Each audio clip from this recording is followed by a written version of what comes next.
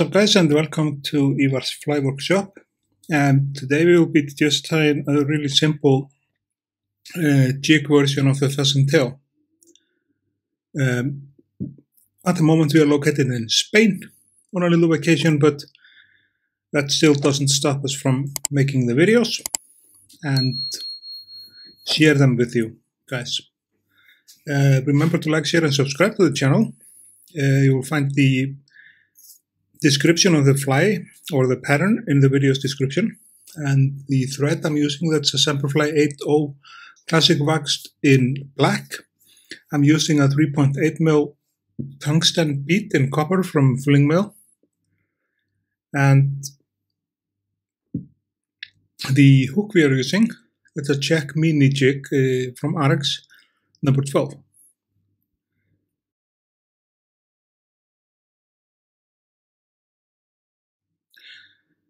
So you can also, if you like, you will find in the video's description link how to support the channel.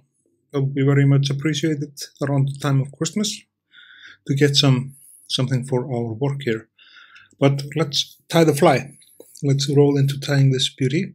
The tail of this pattern, that's what I'm making out of just a pheasant tail feather, like the pheasant bird. It's a ring pheasant, and explaining the feather, for the tail I would be picking the top of the feather because the fibers there are shorter than they are further down on the feather stem, so that makes the shorter part of the feather like a really appropriated piece to use as a tail, but you'll be wasting some decent amount of the feather if you are using the longer fibers, which will do exactly the same job. It's just like a little tip for you guys. So I pinched out like a part of the smaller, shorter section of the tail, and you can see how it comes out. And just like this. And it's, I believe, not too overdressed. You see also how fine this tail is, actually. How fine the tippets on the end of the tail of the fly, how they look. So I'm using a 0.2mm copper wire for the wrap, or for the rib of this fly, sorry. We'll attach that down to the hook shank, like so. And about the pheasant tail, just in general, this is like the third or the fourth video I'm making on this very same pattern, but in all different versions of it. The pheasant tail is by Frank Sawyer, as you probably know already.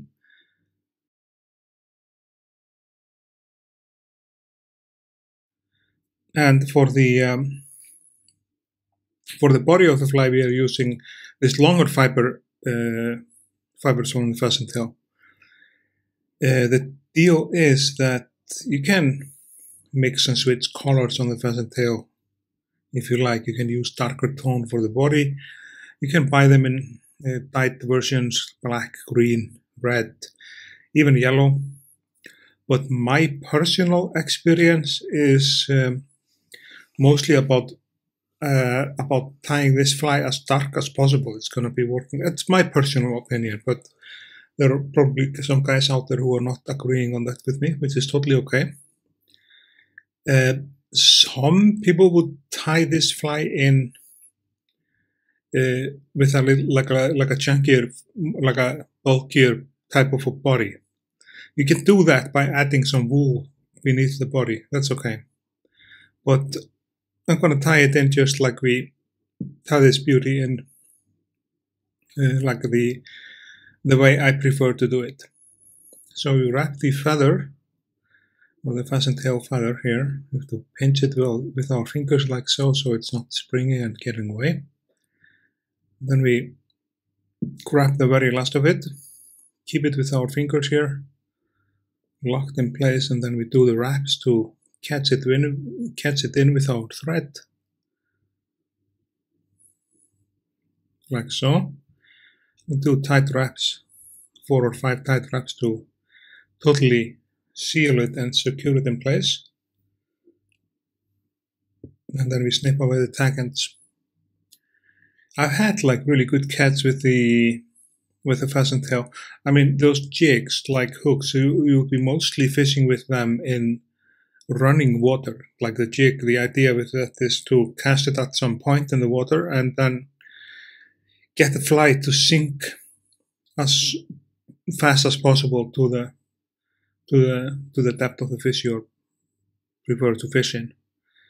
So here comes a rib, and we wrap that in the other direction, like against the feather we put in, so it's going to bind in that feather. Then we will helicopter off the wire.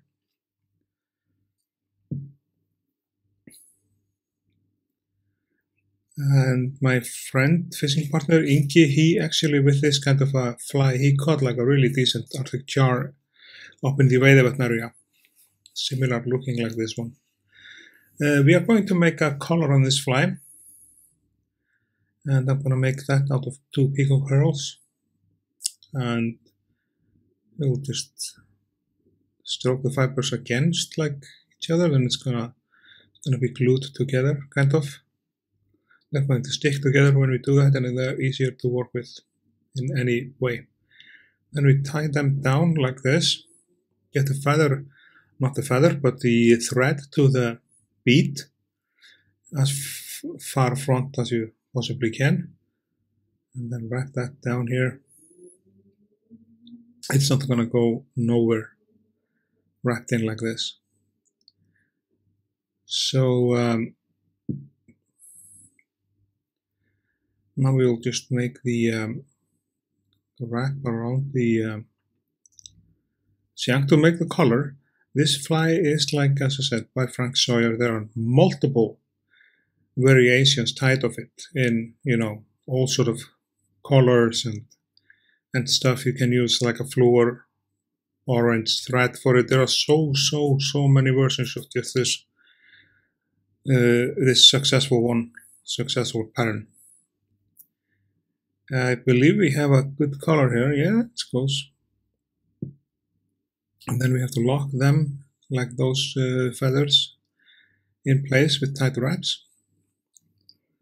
Then, just to put like a little finish on the fly, I will be using like a dubbing, like this Semperfli Kapok dubbing in just black. You can use other colors if you like, but I think the black goes well with the pheasant tail, not the pheasant tail, but the peacock herons. And this color is mostly about, you know, about hiding the thread, making the profile on the front part of the fly like a little thicker. That's all I'm doing, and also to hide the thread. So we place like and make like a little dubbing noodle on the thread. We tie that in, and you see what difference it makes. Like so. Then we turn it upside down, and the slot of the bead. This is of course like a slotted bead. The slot of the bead will make the knot in that slot, so it's not like gonna be visible anywhere. So we can do that by turning the fly using the rotary of the system of the vise, doing a couple of finishes on it, and then tighten this all up, and then cut the thread away. So the pheasant tail in jig version, in this very simple jig version, is ready. So now just to finish it, I'm going to use this Solaris Bone Cure, which I've been using quite a lot. You can use any type of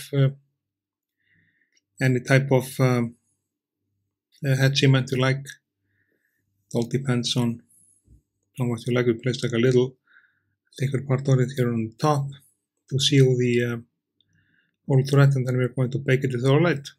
Then the pheasant tail on jig, this version of it, I'm going to tie it probably more often in other versions, but this one is ready. I just want to say to you guys, thanks for watching. Remember to like, share, and subscribe to the channel, and I will see you guys in the next video.